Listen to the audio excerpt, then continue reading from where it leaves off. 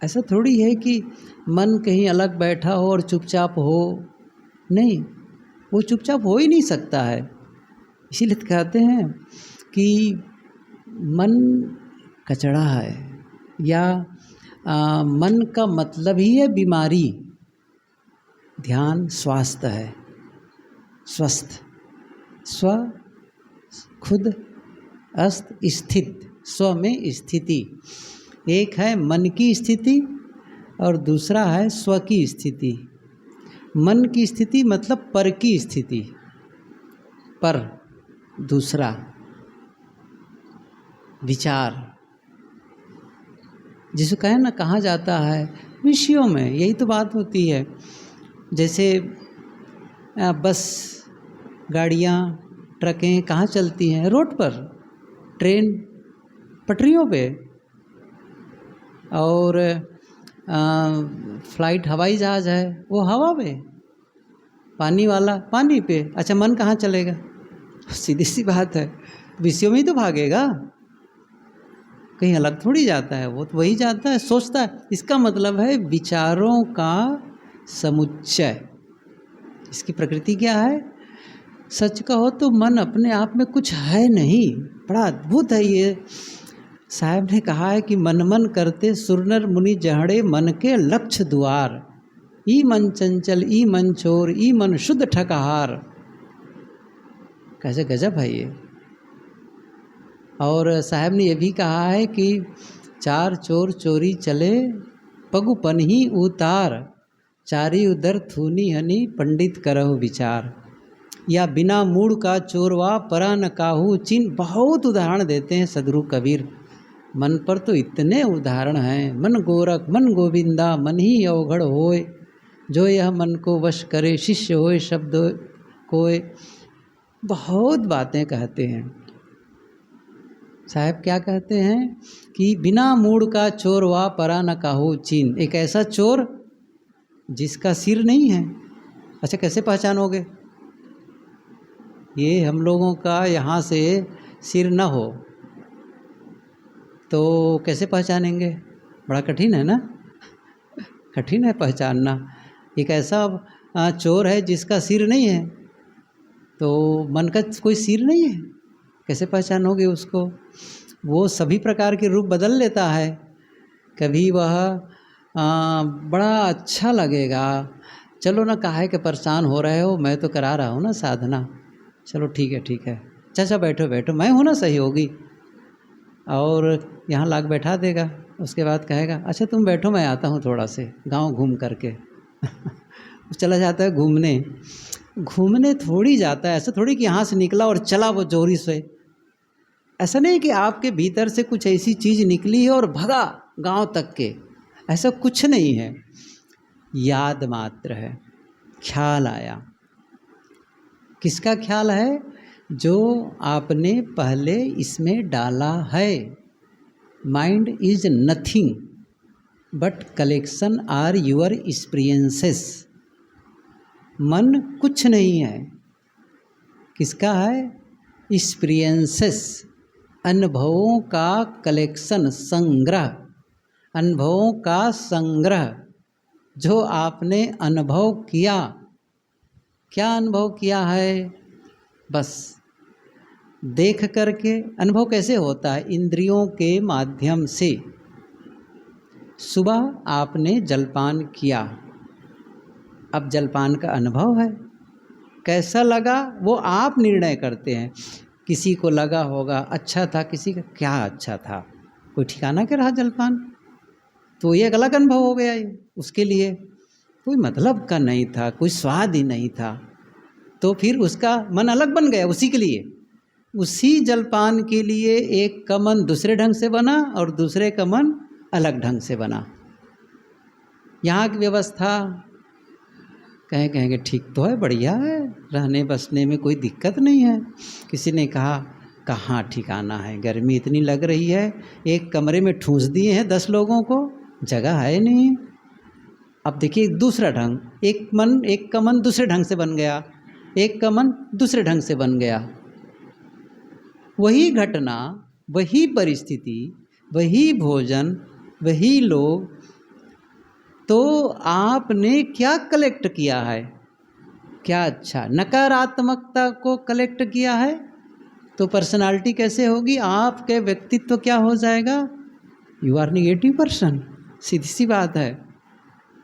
लेकिन आपने जहाँ गए, चाहे वो लोग मिले हों, चाहे परिस्थिति कोई घटना घटी हो, आपने उसमें से कुछ अच्छा ले लिया, बढ़िया ले लिया है, संग्रह कर लिया है, अच्छा है, बढ़िया है जो कुछ है। तो फिर आपने क्या किया, पॉजिटिविटी को ले लिया है। तो क्या कलेक्ट किए हैं आपने, क्या संग्रह किया है, बस वो आपका मन है। अनुभवों का, स्वाद का अनुभव हुआ, शब्द का अनुभव हुआ, रूप का अनुभव हुआ, गंध का अनुभव हुआ, स्पर्श, जो भी आपने अनुभव किया है अच्छा या बुरा, वो आपका मन है। और वो फिर कालांतर में याद आते हैं, घटना घटी उसके बाद फिर याद आते हैं। इसीलिए मन के लिए कहा जाता है यह मन पिष्ट पेषण करता है। पिष्ट पेषण मतलब पीसे हुए को पीसना। गेहूं को ले गए पिसाने के लिए, अच्छा पीस गए, उसके बाद फिर पीस रहे हैं, अरे हो गया ना पीसे, और क्या बार बार पीस रहे हो। अच्छा जलपान का काम तो ख़त्म हो गया, अच्छा फिर क्यों याद कर रहे हो, अच्छा रहा कि बुरा रहा, तो पीस रहे हो ना फिर से। किसी ने हमको बोल दिया जोर से, दिखाई नहीं पड़ रहा है क्या, इतना ही बोल दिए, अच्छा मुझे उसने ऐसा बोला था, मुझे उसने ऐसा बोला है। अब वो शब्द बार बार सुना रहे हैं, बार बार सुनाया चला जा रहा है, तो पीस रहा है वो बार बार उसी चीज़ को, घुमा रहा है। ये सब क्या है, मन। और याद आती है वो, यहाँ बैठे हैं याद आ गई। अतीत में हमने बहुत सारा संग्रह किया है, एक प्रकार से भंडारा गार है पूरा, बहुत भरा जा सकता है इसमें, और सब वो परत दर परत उधड़ते हैं। और इसीलिए आप चाहते हैं कि शांत, वो विचार अड़ जाता है, एक ऊपर आया और याद कराने लग गया, ऐसा हुआ था वैसा हुआ था, कैसे हो ये ख़त्म। यही तो साधना है।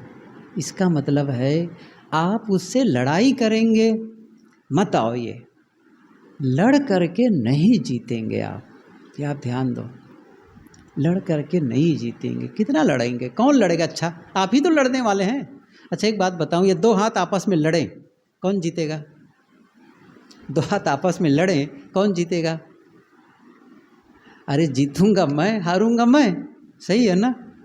मन से लड़ने वाला कौन है, आप। अच्छा आप तो मन से क्या, आपका शरीर थोड़ी लड़ रहा है, मन ही तो लड़ रहा है।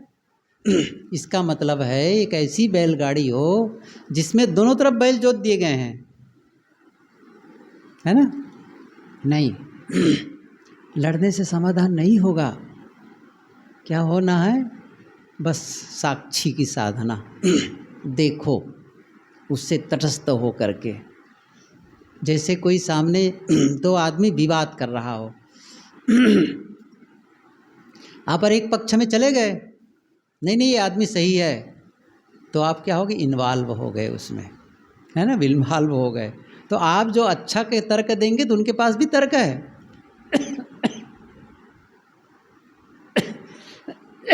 आप देख रहे हैं केवल, अलग है। जैसे कोई खेल का मैदान हो, एक वे हैं जो खिलाड़ी खेल रहे हैं, एक वे हैं जो खिलाड़ी, कुछ लोग हैं जो खेल रहे हैं, और कुछ लोग हैं जो दर्शक हैं। स्टेडियम में बैठे हैं, ऊपर बैठे हैं और खेल वहाँ हो रहा हो, दो टीम आपस में, चाहे वो फुटबॉल का मैच हो, चाहे वो वॉलीबॉल हो, चाहे क्रिकेट हो, हॉकी हो, कोई भी मैच हो, तो आप क्या हैं, तटस्थ हैं। लेकिन एक टीम के लिए कहते हैं वो जीत जाए, वो जीत जाए, बस वो हार जाए, इसका मतलब आप जुड़ गए उसमें। अच्छा मत सचमुच जीता खुश, और नहीं जीता तब आप जुड़ो ही मत। आप देखो क्या देखना, इंजॉय करो, बस खेल रहा है, बस इंजॉय करो, देखो बस। ऐसे ही है ये काम साक्षी का। तो उसमें क्या देखना है, विचार आया बस, और उसमें अब मिलना नहीं है कि विचार अच्छा आया, विचार बुरा आया, नहीं ये क्यों आ गया, कोई उस पर किसी प्रकार कोई कमेंट्स, किसी प्रकार से कोई समीक्षा, कोई उसके लिए कोई गुणा भाग न लगाओ।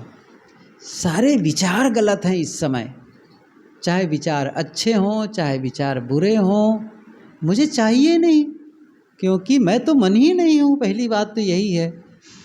ये समझ के साथ देखो, ध्यान करते समय समझ हो, यह मेरा शरीर, यह मेरा मन, मैं शरीर को जिस तरह जानता हूँ इस तरह मैं मन को भी जानता हूँ, क्योंकि मुझे पता चलता है कि विचार आते और जाते हैं, पता चलता है। जैसे सांस के बारे में पता चलता है, सांस आती है जाती है, इसका मतलब मैं सांस नहीं हूँ, सांस नहीं हूँ, मैं शरीर नहीं हूँ, क्योंकि शरीर बदल रहा है, मैं नहीं बदला हूँ।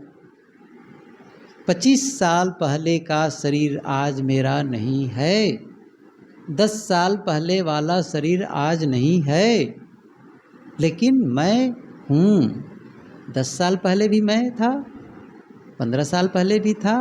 ये शरीर वो नहीं है, लेकिन ये शरीर का रूप वैसा नहीं है, बहुत कुछ बदल गया इस शरीर से, लेकिन मैं हूँ। ऐसे ही विचार बदलते रहते हैं, मैं मन भी नहीं हूँ। विचार आज सुबह अलग विचार है, शाम को अलग विचार है। किसी आदमी के लिए ही आप अच्छे विचार सोचते हैं सुबह सुबह, शाम होते होते कहते हैं नहीं अच्छा तो नहीं है ये आदमी, ठीक नहीं लग रहा है ये। अब विचार बदल गए उनके लिए। किसी संबंध बनाते हैं, चाहे वो पति पत्नी का संबंध हो, चाहे मित्रों का संबंध हो, कोई भी संबंध बना तो अच्छा ही लगा पहले, बाद में लगता है नहीं ठीक नहीं है, गड़बड़ हो गया ये तो मामला। तो कौन बदला? विचार बदला। आप भी नहीं बदले, वो भी नहीं बदला, विचार बदल गया। लेकिन आप पहले भी वही थे, बाद में भी वही हैं, ये विचार चला जाएगा तब भी आप हैं। तो विचार बदलते हैं, लेकिन आप वही रहते हैं, इसलिए आप विचार नहीं हैं। तो जो भी विचार मन में चलते हैं वह मैं नहीं हूँ। ये बोध भाव बना रहे, न मैं शरीर हूँ न मैं यह मन हूँ। कहीं कहीं लोग साधना के प्रयोग में ये बताते भी हैं, जब आप सांस लेते हैं तो एक बोध भाव क्या कि मैं तन नहीं हूँ, मैं तन नहीं हूँ। सांस छोड़ते समय मैं मन भी नहीं हूँ। ये एक प्रकार से कुछ देर के लिए बताते हैं, एक क्रिया है ईशा क्रिया, कभी आप सुने होंगे। तो उसमें कहते हैं कि जब आप सांस ले रहे हो तो सांस जैसे अंदर जाए, मैं शरीर नहीं हूँ। सांस छोड़ते समय क्या हो जाएगा? मैं मन भी नहीं हूँ। तो फिर जब मैं शरीर नहीं मन नहीं तो कौन बचा? मैं, बस केवल आपका अस्तित्व। और मैं मतलब वो अहंकार नहीं, बस हूँ और कुछ नहीं है। मैं को भी हटा दो, भले तो मैं को भी हटा दो, तो क्या करे? बस हूँ, अस्तित्व मात्र, शांत। तो ये एक प्रक्रिया है। बहरहाल अभी तो ये आगे वाली है, लेकिन मैं ये कह रहा था कि जो विचार आते हैं, अतीत की बातें, अतीत की याद होती है, भविष्य की कल्पना होती है, हम भूत में चले जाते हैं, हम भविष्य में चले जाते हैं। साधना क्या है? वर्तमान। साहब क्या कहते हैं? जहाँ हो वहीं रहो, नाउ एंड हियर, अभी और यहीं। आप कहाँ बैठे हैं ये तो पता है ना, आप यहाँ बैठे हैं। कबीर पाराखाश्रम सूरत के ध्यान कक्ष में बैठे हैं। अच्छा, तो मन को कहाँ रहना चाहिए? आपको वो भी रहना चाहिए ना, सीधी सी बात। आपका मन भी फिर यहीं रहे, यही तो है जुड़ाव। जहाँ आपका तन वहाँ आपका मन, ये सोच लो बस। मेरा मन वहीं रहे जहाँ मेरा तन रहे, दोनों का अलगाव, यहाँ तन मन अलग, यही तनाव पैदा करता है। यही तनाव पैदा करता है। तन मन एकै होए रहे तब हंस कबीर कहाय, ये साहब की पंक्ति है। तन मन एकै, एक ही जगह, तन मन एकै, एकै मतलब यहाँ पर कोई दोनों के एक होना, मर्ज होना नहीं है, मिलना नहीं है। एक होने का मतलब एक स्थान पर, एक जगह। तन मन एकै होए रहे तब हंस कबीर, इसका मतलब यही होगा आप जहाँ हैं वहीं, इसका मतलब वर्तमान में है। शरीर यहाँ बैठा है वर्तमान में, अतीत नहीं है ये हमारा बैठना, वर्तमान है। सांस लेना वर्तमान है, शरीर का होना वर्तमान है। लेकिन मन अतीत में चला गया। याद का मतलब अतीत, कल्पना का मतलब भविष्य। मुझे अमुक अमुक काम करना है, वहाँ जाना है, ऐसा है, जैसे शिविर खत्म होगा तो मुझे अमुक अमुक काम करना है। या फिर यहाँ से उठने के बाद मैं क्या करने वाला हूँ, और दिमाग में चलने लग जाता है, ये है वो है। ये क्या है, भविष्य अभी आया नहीं है। भले आप यहाँ हैं लेकिन चला गया मन, वो कल्पना करता। यही तो मन है जो सोचता है, बस सोचता है, और वो बदलता रहता है, कभी कुछ कभी कुछ। आप बदलने वाले नहीं हैं। इसलिए इस भेद को समझें कि मैं मन नहीं हूँ, मैं तन नहीं हूँ। और जब आप जहाँ हैं वो ख्याल करते, बस मैं यहीं रहूँ, यहीं पर, तो उसके लिए आधार क्या लेते हैं, सांस। सांस, क्योंकि अभी हम सबका जहाँ शरीर है, हम सांस तो ले रहे हैं ना। कितने लोग हैं जो सांस नहीं ले रहे हैं, जरा हाथ उठाएं। सभी लोग ले रहे हैं, ये तो पक्का है, सांस सब ले रहे हैं, सही है ना। अच्छा, सांस कब ले रहे हैं, ये कोई कहता है क्या हम पहले सांस लिया करते थे? नहीं, सांस ले रहा हूँ, या कभी मेरा सौभाग्य जगेगा तब सांस ले पाऊँगा, ऐसा भी नहीं कहते हैं। क्या कहते हैं, सांस ले रहा हूँ। इसका मतलब वर्तमान में घटना घट रही है, प्रेजेंट मोमेंट पर। सीधी सी बात है ना। क्या कहेंगे आप, मैं सांस लेता था, ऐसा कोई कहेगा? क्या कहेंगे, मैं सांस ले रहा हूँ। इसका मतलब है आप प्रेजेंट मोमेंट में सांस ले रहे हैं। और ध्यान कहाँ करने के लिए कहा जा रहा है, किसको देखो, सांस को देखो।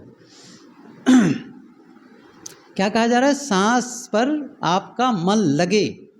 थोड़ा सा ध्यान दो इस बात को। आप यहाँ हैं, आपका सांस यहाँ है, जहाँ आप बैठे वही है शरीर, और वही है आपका सांस। अब मन की बात हो रही है, बाएं या दाएं, या फिर भविष्य, या फिर भूत, ये दोनों में। अब उसको जैसे ही श्वास से जोड़े, जैसे ही सांस से जोड़े, तब क्या हो जाएगा कि आप वर्तमान में सांस को ले आए, मन को ले आए। तो क्या होगा, फिर वर्तमान में जैसे आए वैसे ही वो मौन, वर्तमान में विचार नहीं होगा। इसका काम ही है कि वह याद करे या कल्पना करे, और जिस समय दोनों नहीं है तब मन ही नहीं है, समझो वो मन ही नहीं है फिर। तो श्वास से जुड़ाव, ये सांस की साधना का मतलब यूं ही मत समझ लें कि सांस क्यों बताए चले जा रहे हैं, सांस करने से क्या होने वाला है। अरे सांस इतना महत्वपूर्ण है हमारे जीवन के लिए। अच्छा, सांस मान लो खींच दे, कोई पंप ले ले और सांस को पूरी तरह निकाल दे बाहर और न जाने दे, अच्छा क्या होगा फिर? न जाने दे सांस, तब क्या होगा, ये तन एक तरफ और आत्मा दूसरी तरफ। इसका मतलब है आत्मा का और शरीर के बीच में ये संबंध बनाने वाला है ये सांस, है कि नहीं है? सांस का आना बंद। जब बच्चा पैदा होता है तो ये नहीं दिखता कि सांवला है कि गोरा है, ऐसा सांस चल रही कि नहीं चल रही, ऐसा बताते हैं। सांस चल रही कि नहीं चल रही, सांस चल रही ना, पहला काम सांस चल रही है। तो सांस पहली बार। अच्छा, सांसें ना चले, लड़का हो कि लड़की, क्या मतलब है? सुंदर हो कि असुंदर हो, सांस तो पहले चले। कौन महत्वपूर्ण है जन्म के समय? जन्म के समय सबसे ज़्यादा महत्वपूर्ण क्या है? सांस। और मरते समय क्या देखते हैं? भैया लगता है मर गया, ले चलो इनको। अरे नहीं, देखो अभी सांस चल रही है। कैसे पता चलता है? सांस चल रही, इतना महत्वपूर्ण है ये सांस। तो जन्म के समय महत्वपूर्ण, मृत्यु के समय महत्वपूर्ण, तो जीवन में महत्वपूर्ण नहीं है, साधनम भी महत्वपूर्ण है। ध्यान दो, साधनम भी महत्वपूर्ण है ये। इसलिए इस सांस के साथ जुड़ाव, सांस बाहर और सांस भीतर दोनों जाती है ना। इस प्रकार से आप सांस की सवारी कर लो तो आप भीतर की यात्रा करोगे। इसका मतलब ये शरीर से भी जुड़ा है और आत्मा से भी जुड़ा है। ये बात समझ में आई कि नहीं? मैं क्या कहा? मैंने कहा ना दोनों अलग अलग, इसका मतलब ये दोनों को जोड़ने वाला। जैसे मेरे तरफ एक आदमी हो, इधर भी हो, और दोनों कैसे पकड़ा हूँ दोनों को, इसका मतलब है दोनों को जोड़ा। और मैं कहीं अलग हुआ तो दोनों अलग हो गए। इसका मतलब है आत्मा से भी सांस जुड़ा है और ये शरीर से भी जुड़ा है। तो शरीर पे अनुभव हो रहा है सांस का। अब वो जा कर के वहाँ, तो मुझे क्या करना है? सब जैसे उसके साथ में यात्रा की, सांस के साथ में, तो कहाँ चला गया मैं? भीतर। अंतर यात्रा किससे मिला? उससे मिला। फिर जो शरीर से अलग है। तो वर्तमान में आते हैं तो अपने आप में रहते हैं आप। तो ये थोड़ी सी साधना कठिन हो सकती है, लेकिन करना यही है। ख्याल रखना इस चीज़ को कि मैं सांस नहीं हूँ, मैं मन नहीं हूँ, मैं तन नहीं हूँ, मैं साक्षी हूँ सबका। लेकिन एक माध्यम बनाना पड़ेगा प्रारंभ में। जैसे आप नदी पार करना चाहते हैं तो नाव पर बैठते हैं, नाव पर, और बहुत गहरी नदी और बहुत तेज नदी हो तो आप पार नहीं कर पाएंगे, और चौड़ी नदी हो बहुत तो नहीं कर पाएंगे। तो क्या करते हैं? नाव का सहारा। नाव का सहारा। समुद्र पार करना हो, जहाज का सहारा। लेकिन जब आप नदी पार कर लिए तब क्या करेंगे? इसने मुझे नदी पार लगाई है, मैं इसे सिर पर रखूँगा, साथ साथ लिए रहूँगा। अरे नहीं, काम हो गया, नाव का काम हो गया, तुम वहीं रहो बस, मैं आगे बढ़ा। सांस का काम मतलब वही है, एक सहारा है बस, और कुछ नहीं है ये। हमने सांस का सहारा लिया, किसके लिए? पार जाने के लिए। किससे पार जाने के लिए? ये विचारों के घेरे से, ये यादों से, ये कल्पनाओं से पार जाने के लिए, या मन के कूड़े कचड़े से पार जाने के लिए, संसार से पार जाने के लिए, भव सागर से पार जाने के लिए सहारा लिए। अंत में बस अलग। तो सांस का सहारा लेना है। ये मैंने इसलिए बताया कि ये श्वास पर ही क्यों मन लगाने के लिए कहा जा रहा है। तो सांस की इम्पॉर्टेंसी को समझें और आप ध्यान दें सांस के बारे में। और ये तो पता है कि हम सांस ले रहे हैं, लेकिन भूल जाते हैं। क्यों? अभ्यास ही नहीं किए कभी। सांस देखने का अभ्यास कहाँ किए हैं? नहीं करते हैं। सारा काम करते हैं और उस बीच में सांस चलती रहती। सोए जागे उठे बैठे, कोई काम करें, खाए पिए चलें, कुछ भी, सांस चल रही है। लेकिन तब हम अन्यान्य कामों में लगे होते हैं, दूसरे कामों में लगे होते हैं, और सांस अपना काम करती रहती है। लेकिन इस समय क्या करना है? कोई काम बचा नहीं है। ना आपको यहाँ पर भोजन करना है, न रास्ता चलना है, न सोना है, न कोई काम करना है। तब क्या करेगा? तब मन कहेगा अब अवसर मिला भागने का, अब अवसर मिला, और वो अवसर में रहता है, और ऐसी स्थिति में वो भगा। तब क्या कहना है? उस मन को जोड़ दो। देखिए मैंने क्या कहा, हमारे अब तो पता चल गया ना, मेरे पास ये शरीर है, ये सांस है और मन है, ये तो पता चला। लेकिन ये दोनों को ऐसे ग्लू ऐसे चाहिए ना, जोड़ने वाला। कोई गोंद गम चाहिए, फेविकॉल चाहिए कि नहीं चाहिए? दो चीज़ों को, लकड़ी को दो जोड़ना, फेविकॉल चाहिए चिपकाने के लिए। तो मन को और श्वास को जोड़ने वाला कौन सा है? गम। कौन सा है? फेविकॉल। कौन सा है वो लोशन?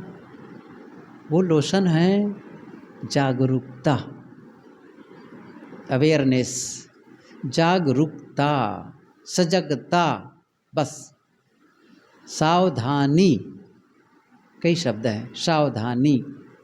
जितना आप जागरूक होते चले जाएंगे उतना ही जुड़ाव बनेगा। सावधानी हटी, क्या लिखा रहता है रेलवे में? दुर्घटना घटी। यहाँ भी वही होता है, सावधानी हटी। किसकी सावधानी हटी? सांस के साथ जुड़ने की। सांस से, ट्रेन जब पटरी पर है, रेल पर है, तब कोई बात नहीं, जैसे ही वो पटरी से पहिया नीचे आया, एक्सीडेंट। तो सांस पर जुड़ा है तो बस बढ़िया चलेगा, और जैसे ही वो सांस के पटरी से नीचे आया, एक्सीडेंट। कुछ भी याद है? ये थोड़ा सा मेथड समझना था, थोड़ा सा प्रोसेस को समझ लें और वो काम करें तो थोड़ा सा सरल हो सकता है। देखिए, ध्यान तो करना आपको है, कोई ध्यान यहाँ से कोई लगाने थोड़ी जाएगा, करना आपको है। बस एक विधि थोड़ी सी बता दी जाती है, समझ, और जितनी उसके लिए सही समझ के अनुसार, और सबसे बड़ी चीज़ जो जागरूकता के साथ करेंगे उतना लाभ होगा। जितनी जागरूकता उतना लाभ, जितनी जागृति, होश पूर्वक, सरल भाषा में कहो तो होश संभालो बस। ध्यान का अर्थ ही है जागरूकता का विकास। सरल शब्दों में कहें तो ध्यान का अर्थ ही है जागरूकता का विकास। और ये जागरूकता का विकास, यहाँ अभी जागरूक होने लग जाएं तो आप अपने कार्य क्षेत्र में भी जागरूक होने लग जाएंगे। वहाँ भी जो असावधानियाँ होती हैं ना, बोलने में, खाने में, पीने में, चलने में, फिर कोई भी काम में असावधानी होती है, क्योंकि बिना असावधानी के हमारे जीवन में कोई त्रुटि नहीं हो सकती है। जो भी जीवन में हमसे त्रुटिपूर्ण कार्य होते हैं वह असावधानी का ही परिणाम है। कोई आदमी नाराज हो रहा है, झुंझला रहा है, असावधानी है। सावधान होता तो ऐसा न करता, नहीं करता। कटु बोल रहा है, असावधानी है, होश नहीं है उसको। होश में रहेगा आदमी ऐसा नहीं करेगा, बेहोशी में बोलते हैं सब। होश सध जाए, नहीं, इसका क्या परिणाम आएगा? ऐसे कैसे हो सकता है कि मेरे मुंह से कटु निकले? क्या मतलब मेरा स्तर इतना कम, इतना गया बीता है कि मेरे मुंह से कटु शब्द निकले? मतलब अपना लेयर मेंटेन तो करो जरा, अपना स्टेटस। क्या स्टेटस चाहिए, क्या स्तर चाहिए मेरा? वह स्तर वाला जिससे कटु शब्द निकले, वह स्तर जिससे गाली निकले, वह स्तर जिससे क्रोध निकले। कौन से स्तर मेंटेन करना चाहते हैं, कौन सा लेवल मेंटेन करना चाहते हैं? हमने तय ही नहीं किया। सच कहूँ तो मैं जीवन के बारे में तय ही नहीं किया है कि मुझे इस स्तर को मेंटेन करना है।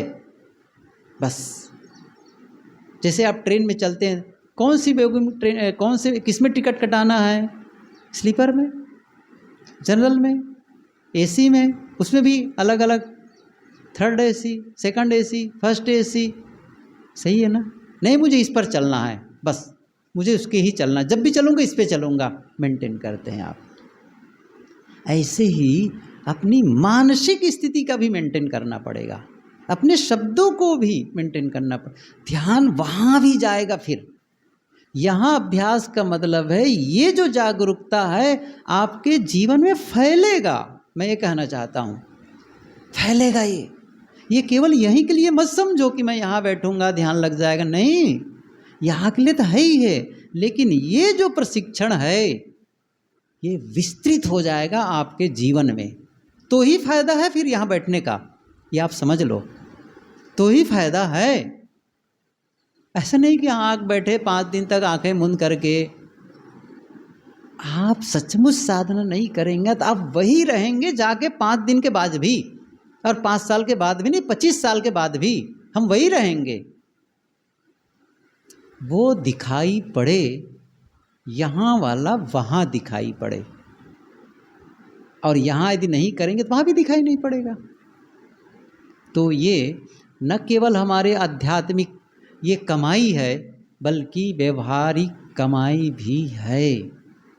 ठीक है, तो ये बातें सांस के संबंध में मुझे कहनी थी कि सांस की साधना में कितना महत्व है, ये समझना था। तो अब फिर से बैठें, सांस से जुड़ें और बस ये तो पक्का है कि मन फिर से चला जाएगा। ये बातें समझ में आते हुए भी केवल एक ही कारण है, अभ्यास की कमी, वैराग्य की भी कमी है, ये बात अलग होगी, और जागरूकता की कमी तो है ही है, वही तो साधना है हमको है। और मैंने कहा ना, जब किसी काम को बार बार करते हैं तो क्या होता है, करत करत अभ्यास ते बाकी याद है। तो ये अभ्यास करना है, अभ्यास। तत्र स्थितो यत्नो अभ्यासः, योग दर्शन में आया है, तत्र स्थितो यत्नो अभ्यासः। अभ्यास क्या है, स्थिति के लिए यत्न करना अभ्यास है। कौन सी स्थिति, अमन शांत, उसके लिए यत्न। और यत्न कैसे, निर्यत्न, अभ्यास के अप्रयत्न के लिए प्रयत्न। जो प्रयत्न कर रहे हैं किसके लिए है, अप्रयत्न, मतलब मैं बिना प्रयत्न का हो जाऊं, मैं शांत हो जाऊं, मैं मौन हो जाऊं, मैं स्थिर हो जाऊं। ये चलना किस लिए है, ताकि आप स्थिर हो जाएं। ये साधना किस लिए है, कि आप शांत हो जाएं। सभी लोग आंखें बंद करें, सीधे बैठे, थोड़ा सा ये अभ्यास काम आएगा। सीधे बैठने का, कुर्सी पर बैठे हों चाहे ज़मीन पर बैठे हों, थोड़ा कुर्सी वाले भी सावधान रहें और बेढंगा ना बैठें, वो अच्छा नहीं लगता है। थोड़ा सा सही हो, सीधे बैठो, सिर झुका करके नहीं।